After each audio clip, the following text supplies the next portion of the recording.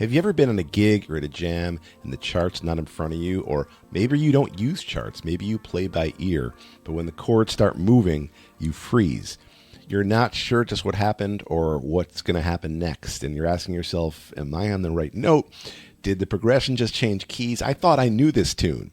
Well, here's the thing. Whether you rely on PDFs, charts, or you play totally by ear, if you haven't trained your ear to follow harmony, to actually hear root motion and chord quality, you're flying blind. But this is a skill and you can build it. And today I'm going to show you how. This is actually the second video in my ear training series for bassists. If you missed the first one that lays the foundation for everything we're talking about today, you can check it out right here. And today I'm going to show you the first 3 steps to start to hear the changes. Plus, if you stick around to the end, I'm going to give you a specific weekly practice plan for this. Most bassists tend to fall into one of 2 traps. Trap 1. I call it PDF prison. You're practicing from charts and PDFs and transcriptions all the time, and you're never actually listening. The other one I call fretboard fishing.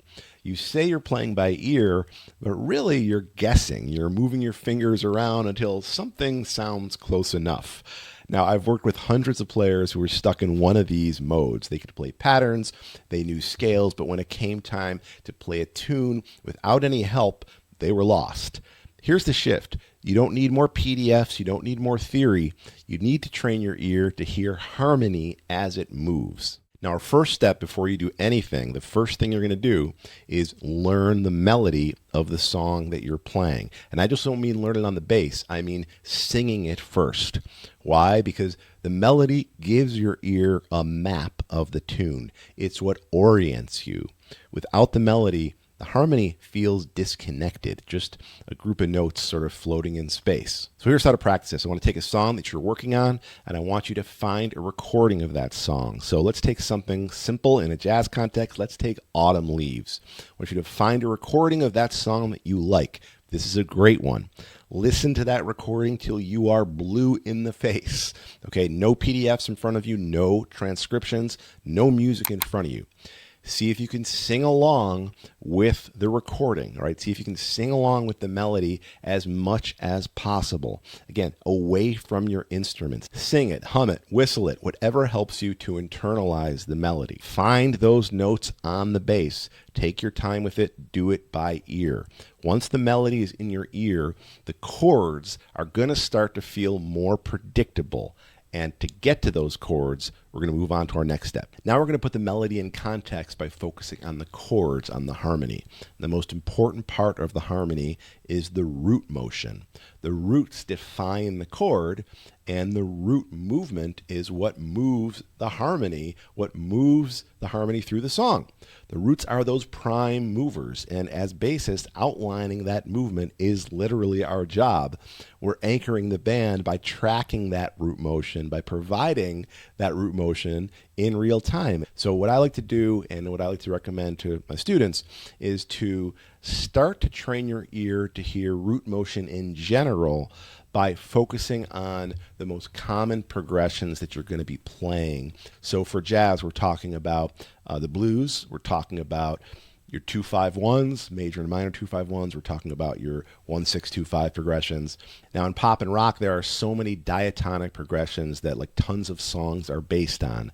The Let It Be progression, right? In the bum bum bum bum bum bum bum bum bum, right? That's a 1 major to 5 major to 6 minor to 4 major. It's also the same progression as No Woman, No Cry, right? No Woman, No Cry. And many, many other tunes. Practicing these common frameworks will start to get your harmonic awareness in shape.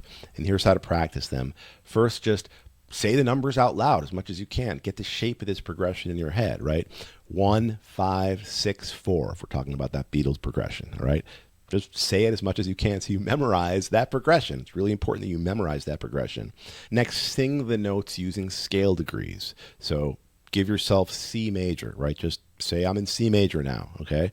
And sing 1, 5, 6, 4 in C major, just this root motion, okay? C, G, A, F, all right? Let's go up to D major, right? Remember where C was, right? C, I don't know if that is C. Okay, that is C. I don't have perfect pitch, but you can have a movable note, right? It doesn't have to be, you don't have to have perfect pitch to do that. So if that's C, let's go up a whole step to D, okay?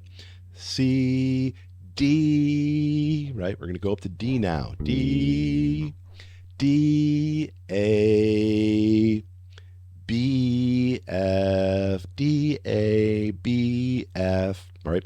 Just practice this. Give yourself random root notes, all right, and sing it in this way. Really focus on the pitches and how they outline the motion. So are we moving by step? Are we moving, by leap, by an interval? So again, with this progression, when we're going C, G, okay, we're moving down a fourth. It's a fifth, right? C, G, but I'm really moving down. The movement moves down, right? C, G, and then the next note, that sixth, right, is just up a whole step from the fifth. A, and then to get to that F, I'm moving by leap now. I'm moving down a major third. Okay, so start to think about and hear and feel how these roots are moving. Loop these progressions. Sing the same root motion, 4, 5, 10, 15 times in a row to let it sink in. And then, play it as much as you can on the instrument. But before you play it, visualize the root motion on your fretboard. Close your eyes if you need to before you actually play it so you can sort of visualize where those notes live on the neck. That's going to start to connect what you hear to what you play, which is critical for reacting in real time. All right. So again, if I'm playing this Let It Be progression, right, I'm singing C, G, A, F. Before I play it, see if I can see where those notes live on the bass and sort of visualize the fretboard and sing C, G, A, F. All right, then I can play it. Okay, play it on your bass, but make sure you've really sung it and visualize it. And, anytime you hear music, if you're in your car, if you're listening to music on the radio in your car, listening to music at a store, see if you can grab that root motion, like test yourself, right? Those first two steps, hearing the melody and then hearing the root motion, are the most important steps for starting to hear the changes, for starting to hear how the music moves. We sort of have like the top part of the song, the melody, and the bottom, right? The root motion. Once you can do that consistently, you're going to start to feel the progression instead of just guessing at it. Once you've got the melody and the root motion dialed in, the next step, and the last step we're going to talk about here today, is hearing the chord quality. Is it a major chord or is it minor? And this is where we start to talk about the thirds and the sevenths. These pitches tell you the chord type. So for example, if I have a C in the bass, okay, and I have a third, major third, right? I know this is going to be a major chord of some kind. If I can hear the seventh as well, that's going to give me even more information. I can have B natural, so now I know it's a major seventh, or B flat, I know it's a minor seventh. These pitches are going to tell you the chord type. Now for this video, we're just going to focus on thirds, dealing with really dialing in thirds and sevenths. It could be something we could talk about in another video, but the third is the note that tells your ear the emotional flavor of the chord. Is it major or minor? You get the third right and you're going to unlock the basic identity of the chord, these two most important tonalities, major and minor.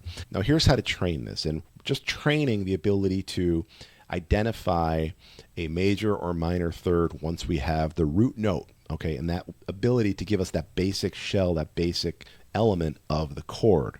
Let's say our root is G. Sing up the major scale from that root. Okay, G, A, B, G, B. That's our major third. And what I did there is really sort of step 3, okay, is I audiated. In my last video, we talked about audiating, right, where you hear a note in your head, but you don't play it. Okay, so I went G, and in my head, I heard A, right, but I didn't play it, okay? And then I just played and sung B. B, G, A, B, right? And now I can just sing the third, the major third. G, B. All right, so I'm going to have some sort of major chord there. I don't know if it's going to be major seventh, minor seventh, or it may just be a major triad, but it's going to be major, all right? It's going to be huge for just cutting through the clutter to get me to start to hear chords and hear harmony, all right? Same thing if it's a minor third, right? G, A, B flat, B flat. Now I'm just going to sing the root in the third. I'm going to audiate that second note, G, and in my head I'm hearing A, but I'm not playing it, right? And then B flat, G, B flat, 1, 3, okay? That's our minor third. It's going to be some sort of minor chord.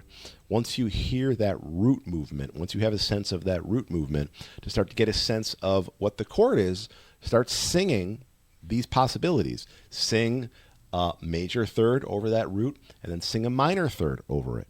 Which one fits, right? Which, just using your ear, which one, gels with the chord that you're hearing, whether it's something that your bandmate is playing, whether it's something that you're hearing on the radio, or something that you're, literally practicing. Loop that as much as possible with different roots.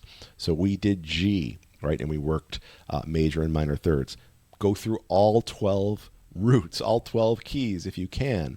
Oftentimes, this step of identifying the thirds dovetails with our first step of identifying the root motion, because in a lot of tunes, the melody is the third, or it might be the third and the seventh. This is the case in Autumn Leaves. This is one of the reasons why we work on Autumn Leaves so much. This is one of the reasons why Autumn Leaves is such a great structure, because all you need is the root motion and the melody to really learn and hear the harmonic movement, to hear the changes of this tune.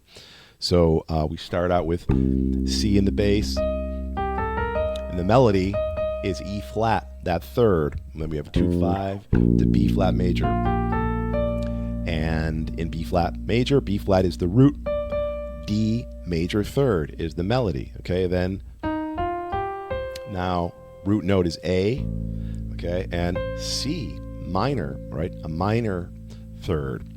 C is the melody, A is the root note, etc. So that's a great one to practice, to get a sense of how hearing the third and playing the root motion really helps us to hear the changes, to hear how the harmony moves forward, to hear how the progression moves. So just 5 minutes a day of this sort of practice, and your ear is going to start ramping up. You're going to start to develop the ability to hear root motion and to also pick up the chord quality.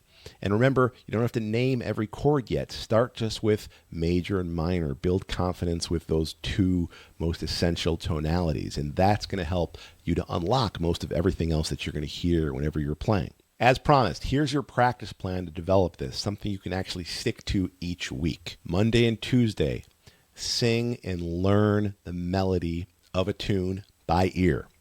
Wednesday and Thursday, work on the root motion of that tune and the way that we went about it, singing the root motion, saying the root motion, playing it on the bass. And Friday, work on hearing and singing the third to identify major or minor. That's it. A week-long strategy. You can do that, for 10 to 15 minutes a day. You're building these deep internal skills that will actually start to show up on the gig. Now, I do have a PDF that outlines all this information. You can get that PDF by clicking below. It walks you through all of this. And if you want more personal coaching from me so that you can finally play with confidence and clarity, click the link below to learn more about my Bass Improv Mastery Program. And remember, this isn't about learning theory. It's about rewiring how you hear music so you can trust your instincts and just play with no chart, no tab, just you, the tune, and your ear. Hope you dug this lesson. Again, if you missed part 1 of this series, click here.